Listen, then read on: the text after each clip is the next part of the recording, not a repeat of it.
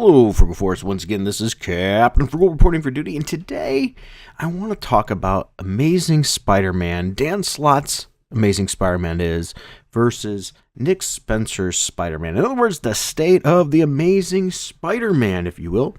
Before I do, though, if you do enjoy these videos, please be sure to hit like, subscribe, hit that notifications bell, spread the word.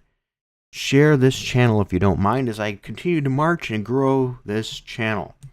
You can also help support this channel if you go to the info bar down below, and you can help support us through Patreon for as little as $1 a month, where you get special Frugal Force videos as well as additional Frugal Force benefits. Sometimes I ask you to tell me what video you want, for example. And on top of that, if you want Frugal Force merchandise, Captain Frugal merch, you can go to captainfrugal.redbubble.com for Captain Frugal merchandise. Now, also with that said, I want to give a shout out to all the people so far that are either currently still supporting my Patreon or have supported it in the past. Now, I do apologize. I do tend to butcher names. That's A Penny for Your Dimes, Art Senpai, Cautionary Comics, Comic Boom, David Astronautwitz. I'm so sorry I butchered names. HPG Wellscraft, Kristen Southern. And once again, if I butcher these, I do not mean any disrespect. I'm just terrible with names. Lynch Nut, Nerdette's Newsstand, Pope Size, Project TRX, Projects, which, once again, I am so sorry. These are great supporters, and I just butcher their names. Quintendo 64, Rags, Sean Bailey, The Frag Minion, Vincent Brooks, and Warren JBA. Once again, I appreciate everybody that has supported this channel or are currently and continuing to support the channel. Without you, this would not be possible. All right, with that dinging in, we had 10 years of Dan Slott. Yes, the very Dan Slott that's also known for writing wonderful failures like The Thing. Did a somewhat job on She-Hulk. Pretty much did a pretty crappy job on Silver Surfer. You know, that wonderful guy. Versus Nick Spencer's ASM, which has also been known for writing The Superior Foes of Spider-Man, which I greatly enjoyed and did a review on every single issue of that. Also did the Captain America storyline with Nazi Cap, so Secret Empire, which was just a stain in the underwear of Captain America. As well as several other books. So anyway, they both, Slott had a long run on Amazing Spider-Man, and here's my synopsis overall. If I was to evaluate the whole run, I'd probably give it a D.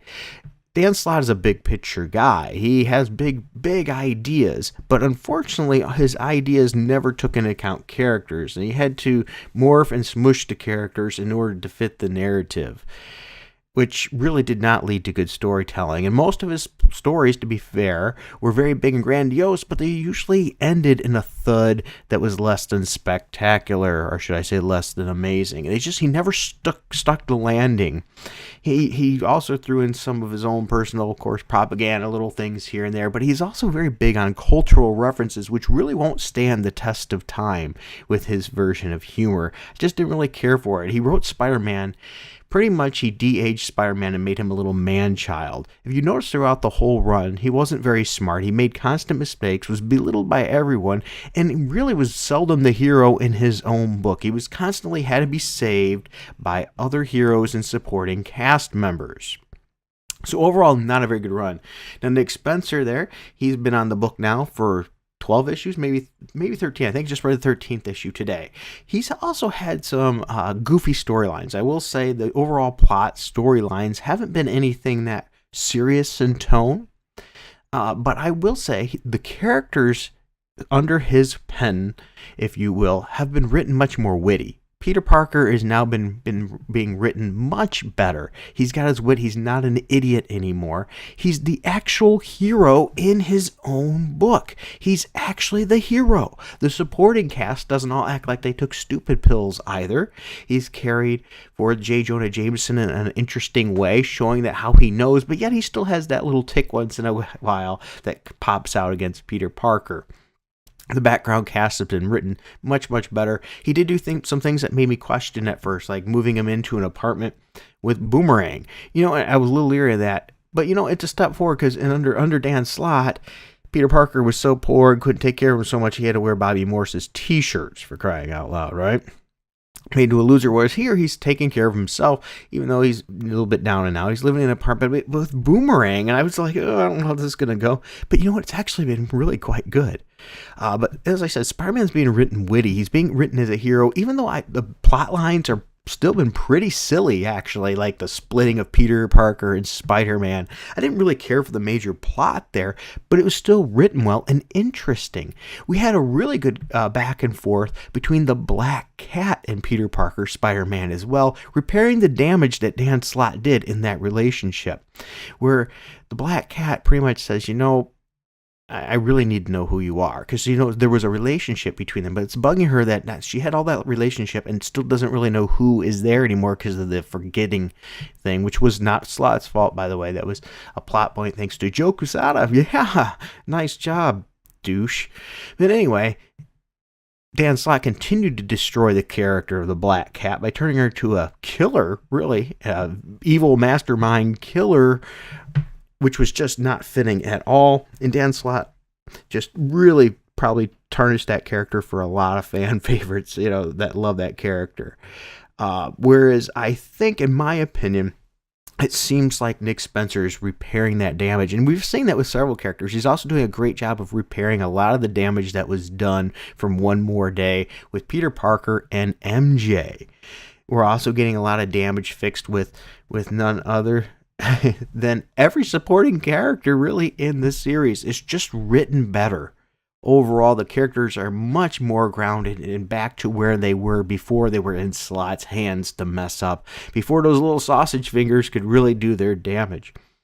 So overall, my theory is this. I think Amazing Spider-Man is actually in a pretty good place right now. If you don't mind goofy stories, then the Spencer run is probably okay for you. Because trust me, the characterization is a lot better.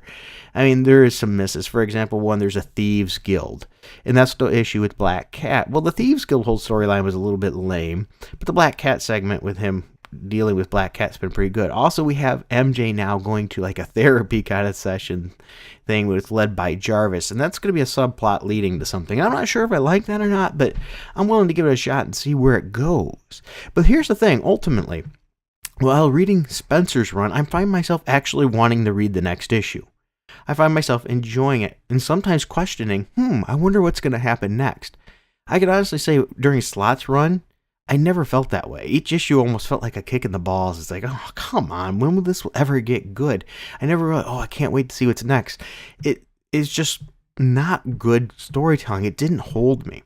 So my question to you is, have you read both? Or if you have, which writer do you enjoy writing ASM more? Dan Slott or Nick Spencer? And if you haven't already, we consider giving Nick Spencer's Amazing Spider-Man a chance. Now, just so you know, my opinion up front, too, I think both of them are D-bags online.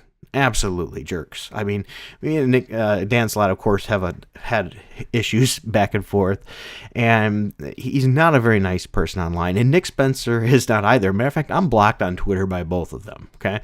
Nick Spencer blocked me because he was belittling somebody online about his sales of his book, and he said it was like one of the best-selling. He was talking about Secret Empire. He was saying it was one of the great selling events, and I showed him actually it's completely wrong. It's one of the lowest selling events, and that got me blocked right away because I used numbers and facts. So I don't have any special thing to gain from either one of them because, as I said, I'm blocked by both. I think they're both pretty crappy people in general for how they treat others. But ultimately, I just wanted to judge the comics based on their merit. So let me know in the comments section. Are you reading ASM? Would you consider giving it a chance, knowing that it might be better? I think it's a lot better. Or if you did read both of them, do you prefer Slott over Spencer? I don't know how you could, but I allow you to have your own choice. All right, well, I hope you enjoyed this video. If you did, please be sure once again to hit like and subscribe and leave those comments. That really does help, and I look forward to hearing from you and seeing what you have to say. And until next time, keep it frugal.